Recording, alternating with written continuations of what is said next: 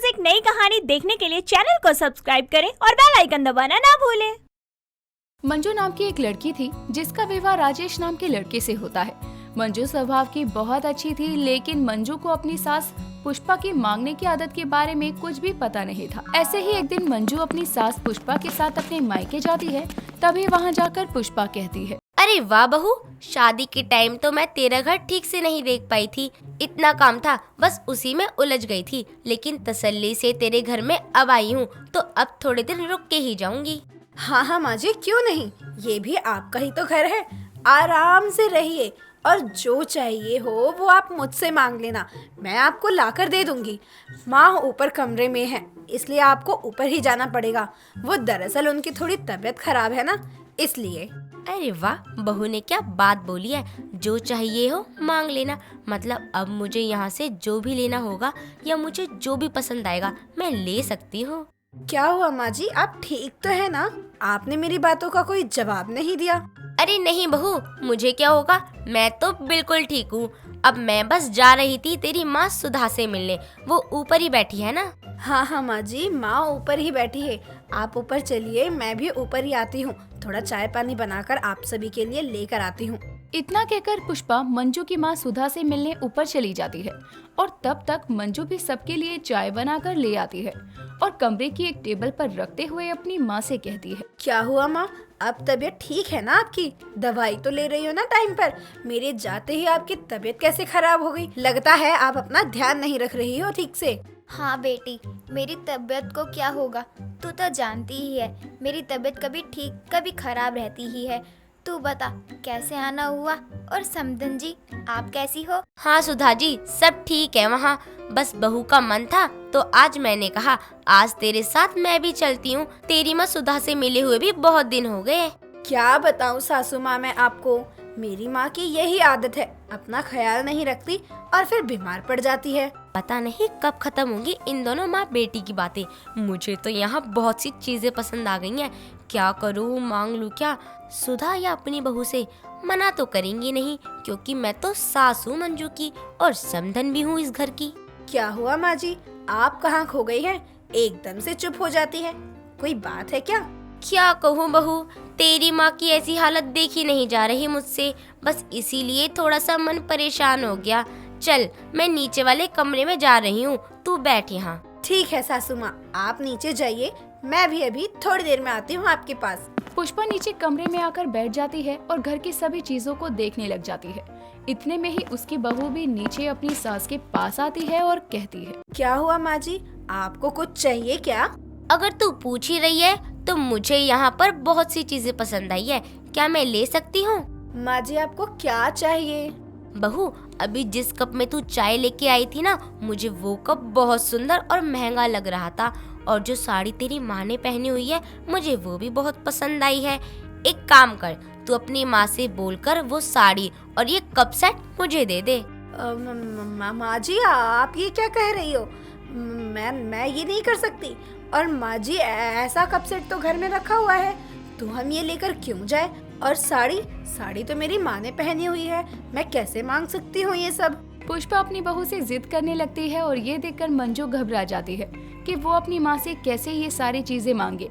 लेकिन अपनी सास की जिद देखकर वो अपनी माँ के पास जाती है और मजबूरन उससे कहती है, माँ मैं जा रही हूँ घर। क्या हुआ बेटी, इतनी जल्दी? सब ठीक तो है ना? अभी तो आई थी, अभी जाने की बात कर रही है। हाँ माँ, वो माँ जी को घर जाना है, इसलिए बोल रही हूँ कि अब मैं अपने घर जा रही हूँ। अपना ध्यान रखना। और एक बात और। हाँ बोलना, क्या हुआ बेटी, सब ठीक तो है ना? वो माँ, मेरी सास को आपकी पहनी हुई साड़ी चाहिए, साथ ही वो एक कप सेट भी मांग रही हैं। कोई बात नहीं बेटी, समदन है वो हमारी और तू मेरी बेटी, कुछ नहीं होता। मैं अभी ये साड़ी और जो भी चाहिए वो दे देती हूँ। बेटी के ससुराल ही तो जा रही है ना, तू परेशान मत हो। इतना कहकर सुधा अपनी साड़ी बदलकर अपनी बेटी को दे देती है। जो भी चीजें उसकी सास को चाहिए होती है वो खुशी खुशी देती है और फिर पुष्पा उन चीजों को लेकर अपनी बहू के साथ घर वापस आती है। मंजू को अपनी सास की ये आदत बिल्कुल भी पसंद नहीं आती। अब मंजू समझ जाती है कि उसकी सास की मांगने की आदत है। ऐसे ही समय बीतता है और मंजू अपने पति के लिए करवा चौथ का व्रत रखती है और बहुत सारे गहने पहनकर तैयार होती है, जिसके कारण अब उसकी सास की नजर उसके गहनों पर ही थी। अपनी बहू को इतना सब कुछ पहने हुए देखकर पुष्पा मंजू से कहती है, अरे बहू, तू तो बहुत सुंदर लग रही है और तेरा ये हार तो मुझे बहुत पसंद आ रहा है। कितना खूबसूरत है। क्या ये तू मुझे दे देगी? ये हार कितना खूबसूरत लग रहा है। लेकिन माँ जी, मुझे ये हार राकेश जी ने दिया है और मुझे ये हार खुद भी बहुत पसंद है। साथ ही आज करवा चौथ भी है। मैं ये हार पहली बार पहन रही हूँ माँ।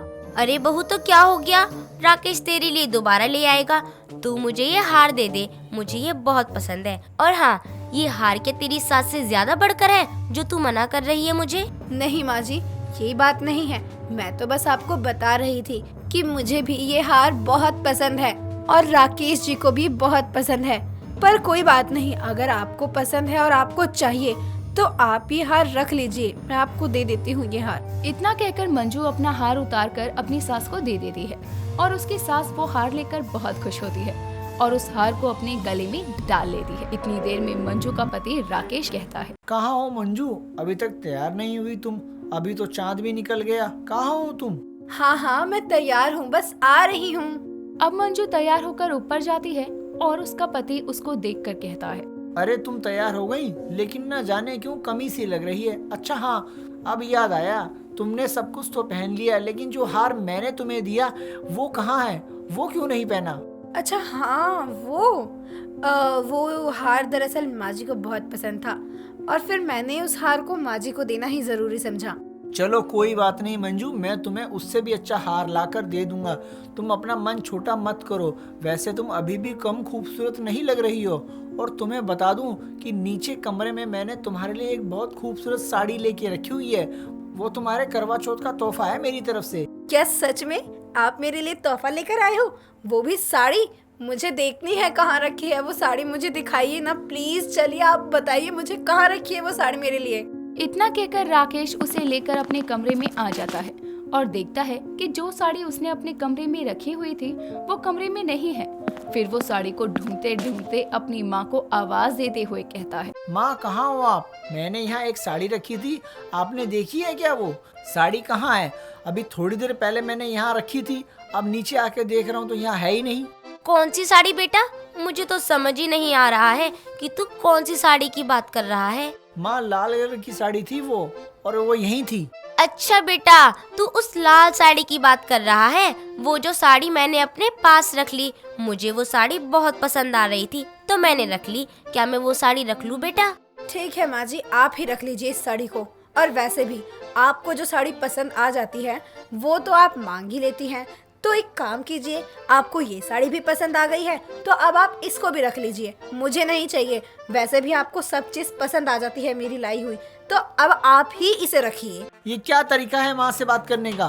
तो अब मैं और क्या करूँ राकेश जी, माँ जी को वो पसंद आ गई है और उनको जो पसंद आती है तो वो मांग लेती है, बिना ये सोचे समझे कि सामने वाला देना चाहता भी है या नहीं। उनको तो बस अपनी ही पसंद से मतलब होता है। मंजू वो सारी बातें अपने पति को बता देती है कि जब वो अपनी माँ से मिलने गई थी तो माँ जी ने वहाँ जाकर क्या क्या किया, ये जानते हुए कि मेरी माँ बीमार है। ये सब सुनकर राकेश को बहुत शर्मिंदगी महसूस होती है और वो अपनी माँ से कहता है, माँ ये सब क्या सुन रहा हूँ मैं? ये क्या तरीका है? आपने मंजू की माँ के साथ ये सब क्या किया? मैंने आपको किसी चीज की कमी छोड़ी है क्या? आपको चीजें मांगने की जरूरत क्या पड़ रही थी वहाँ पे? ये सब सुनकर पुष्पा को भी शर्मिंदगी महसूस होने लगती है और उसे अपनी गलतियों का एहसास हो जाता है कि उसने जो भी किया वो सब गलत था और उसकी ये मांगने की आदत भी गलत है।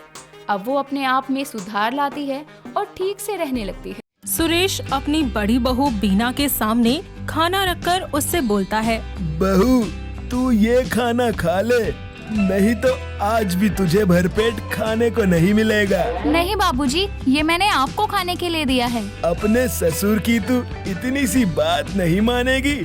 अरे मैं जो जब चाहूँ तब खा लूँगा। सुरेश अपनी बड़ी बहू को खाने के लिए फोर्स कर ही रहा होता है कि तभी वहाँ पर उसकी बीवी सीमा आ जाती है और अपनी बड़ी बहू से बोलती है, बहू मैं देख रही हूँ, जब से छोटी बहू आई है ना तब से तेरे पर निकल चुके हैं। ओह, तो महारानी का 2 रोटी से पेट नहीं भरता ना, इसीलिए तो अपने ससुर जी के हिस्से का भी खाना खाना है इनको। मेरा मन नहीं था खाने का, इसलिए मैं इसे यहाँ रखने आ गया। वैसे बड़ी बहू, अगर तुम 2 रोटी से 1 रोटी ज्यादा भी खा लोगी ना, तो हमारे घर का राशन कम नहीं होगा। बाबूजी, रहने दीजिए ना। आप कभी भी मुझसे प्यार से बात नहीं कर सकते ना। और वैसे भी मैं यहाँ बड़ी बहू से बात करने आई थी, ना कि आपसे लड़ने। बहू, मैंने तुझे बोला था ना कि स्टोर रूम साफ कर दियो, लेकिन अब तक तो किया नहीं तूने।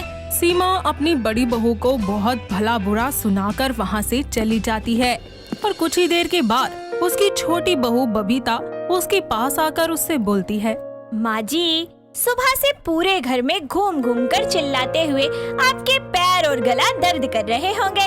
लाइए, मैं आपके पैर दबा देती हूँ। बबीता सीमा से बात कर ही रही होती है कि तभी वहाँ पर सुरेश आ जाता है और बोलता है, पैर दबाने के बाद गला भी दबा देना बहू, क्योंकि कल से ना तुम्हारी सास के गले में दर्द है। क्यों सीमा? आप मत भूलिए कि ये मेरा घर है और यहाँ सबको मेरे हिसाब से रहना होगा। और छोटी बहू, तू अगर बड़ी बहू की तरह रह सकती है तो इस घर में तू रह, अगर नहीं रह सकती तो जा अपने बाप के घर। माँ जी, भूलिए मत कि मैं भी आपके छोटे बेटे की ही पत्नी हूँ, तो जितना इस घर पर आपका हक है ना और आपके बेटे का है, उतना ही हक मेरा भी है। इतना बोलकर वो वहाँ से जाने लगती है कि तभी स्टोर रूम से उसको कुछ गिरने की आवाजें सुनाई देती हैं। वो स्टोर रूम के अंदर जाती है तो देखती है कि बीना वहाँ पर अकेले ही स्टोर रूम की सफाई कर रही है। वो उसके पास जाकर बोलती है, अरे दीदी, आपने अकेले ही रूम साफ कर लिया, स्टोर की भी सफाई कर ली। अब चलो, आपने मेरी मदद भी नहीं ली, लेकिन अब जल्दी से डिनर करते हैं। नहीं बबीता, मैं कर लूंगी। वैसे भी माँ जी ने मुझे अकेले बोला है स्टोर की सफाई करने के लिए, मैं बाद में खा लूंगी। पर दीदी, क्या हुआ? स्टोर रूम ही तो है, हम मिलकर साफ कर लेंगे ना बाद में, अगर नहीं भी हुआ है तो। आप पहले चलिए कुछ खा लीजिए। बाबूजी ने बताया मुझे आपने सुबह से कुछ नहीं खाना है। आप ये सब छोड़िए और चलिए मेरे साथ। इतना बोलकर वो बीना का हाथ पकड़कर उसको अपने साथ ले जाकर डाइनिंग टेबल पर बिठा देती है और उसके लिए खाना निकालने लगती है। जैसे ही बीना खाना खाने जाती है तभी वहाँ पर सीमा आ जाती है और बीना से कहती है, बड़ी बहू, तुझसे एक काम तो सही से होता नहीं समय पर, लेकिन हाँ, खाना तो समय पे चाहिए महारानी को। मैं अभी कर देती हूँ। आप बैठिए दीदी। और माँ जी, शायद आपको पता नहीं है कि दीदी ने सुबह से कुछ नहीं खाया है, और बिना खाए काम करेंगी ना तो तबीयत खराब हो जाएगी। और थोड़ा कुछ खा लेने दो, कोई पहाड़ नहीं टूट जाएगा। छोटी बहू, तू चुप कर, मैं तुझसे नहीं बड़ी बहू से बात कर रही हूँ। और बड़ी बहू, तू जो 3 टाइम का खाना एक ही बार में ठूस जाती है, काम एक ढेले का तो करती नहीं। माँ जी, आखिर दीदी भी तो इस घर की बड़ी बहू है, आप हमेशा उनके साथ ऐसे सोतेलो जैसा बर्ताव क्यों करते हैं? छोटी बहू, तुझे बड़ी बहू का पक्ष लेने की कोई जरूरत नहीं है। आखिर लेकर ही क्या आई है ये अपने बाप के घर से? सीमा अपनी दोनों बहुओं को बुरा भला सुना ही रही होती है कि तभी वहाँ पर उसका पति सुरेश आ जाता है और अपनी बीवी से बोलता है, तो क्या है ना, बड़ी बहू अपने बाप के घर से संस्कार लेकर आई है, जो तुम तो बिल्कुल ही नहीं लाई। अगर तुम्हारे अंदर संस्कार होते तो तुम्हारी बोली भी मीठी होती। हाँ, आप तो मुझे ही ताने दोगे ना, क्योंकि बड़ी बहू तो आपकी पसंद की थी। हाँ, ठीक उसी तरह से जैसे तुम बड़ी बहू को उसकी गरीबी का ताना देती हो। क्या बोला आपने? अरे कुछ नहीं भाग्यवान, मैं बस ये बोल रहा हूँ कि कल अकेले बड़ी बहू स्टोर रूम की सफाई कर लेगी। अब तुम रोना बंद करो मेरी माँ। सीमा अपना रोना बंद करके सुरेश के साथ वहाँ से चली जाती है और अगली सुबह उठते ही वो स्टोर रूम में जाती है। स्टोर रूम की सफाई देखकर सीमा हैरान हो जाती है और अपनी छोटी बहू के पास जाकर उससे बोलती है, छोटी बहू, तूने कहीं उस करमजली की मदद तो नहीं की ना साफ सफाई में? नहीं माँ जी। अच्छा माँ जी, आपसे एक बात पूछूं? हाँ, पूछ। माँ जी, मैं और दीदी तो दोनों ही आपकी बहुएं हैं ना, आपके ही सगे बेटों की, फिर आप दीदी से इतनी नफरत क्यों करती हैं? इसलिए बहू, क्योंकि तू मेरी पसंद है और तेरे बाप ने तेरी शादी में इतना खर्चा किया कि पूछो ही मत। और बड़ी बहू, अरे उसके घर वालों के बारे में क्या ही बात करे, जिनके पास खुद का पेट भरने के लिए 2 वक्त की रोटी तक नहीं है। तेरे ससुर जी ने उसको इस घर की बहू बना दिए और वो बेशरम, अरे वो तो 2 जोड़े कपड़े में ही यहाँ आ गई मुंह उठा के, सीने पे सांप की तरह लौटने के लिए। अगर माँ जी आपको मेरे घर से भी कुछ नहीं मिलता तो क्या आप मेरे साथ भी ऐसे ही करती? अरे छोटी बहू, तू तो मेरे घर की लक्ष्मी है, लक्ष्मी। मैं भला तेरे साथ ऐसा क्यों करूँगी? तुझसे तो मेरे घर में धन की बारिश होती है, बारिश। और कल जो मेरे घर में कार के रूप में आने वाली है, कल तेरा बाप मुझे एक बढ़िया सी कार देगा। इतना बोलकर वो अपनी बड़ी बहू को आवाज लगाती है और उससे कहती है, बहू, आज छोटी बहू के घर वाले आ रहे हैं, तो आज के दिन उससे कोई काम मत करवाइयो, और हाँ, उनके स्वागत के लिए अच्छा सा खाना बना लियो। इतना बोलकर सीमा खुशी खुशी वहाँ से चली जाती है। बीना हमेशा की ही तरह कामों में लग जाती है। कुछ ही देर के बाद बबीता के पिता मोहन उनके घर आते हैं। सीमा उनका स्वागत करती है और कुछ ही देर के बाद सब आपस में बातें कर रहे होते हैं। ऐसे में मोहन जब वहाँ से जाने लगता है, तभी सीमा मोहन को रोकते हुए उससे बोलती है, समधी जी, आज आप कार देने वाले थे, कार कहीं नजर नहीं आ रही। सीमा जी, आपने तो मना कर दिया था ना, ये बोलकर कि आपके पास सब कुछ है और अब आपको 1 रुपया भी नहीं चाहिए। देखिए समधी जी, अगर आपको नहीं देना है तो आप साफ साफ बोल दीजिए कि आपकी औकात नहीं है ऐसे कार देने की, मगर ऐसे झूठ तो मत बोलिए कम से कम। झूठ? कैसा झूठ? समधी जी ने और बबीता जी ने खुद मुझे बोला है फोन पर। और रही बात औकात की, तो भूलिए मत, मैं आपको पहले वो सब कुछ दे चुका हूँ जो आपने कभी देखा भी नहीं। मोहन सीमा के मुंह पर उसकी बेइज्जती करके वहाँ से चला जाता है, जिसका बदला लेने के लिए वो अपनी छोटी बहू को घर से निकालने लगती है, जिस पर उसका पति सुरेश उससे बोलता है, सीमा, तुमने ना अपनी बड़ी बहू की कभी कद्र करी और ना ही कभी अपनी छोटी बहू को प्यार किया। अरे बबीता से प्यार का दिखावा तुमने बस चंद पैसों के लिए किया। अरे पागल औरत, पैसों से घर परिवार नहीं बना करते, घर परिवार प्यार से बनते हैं।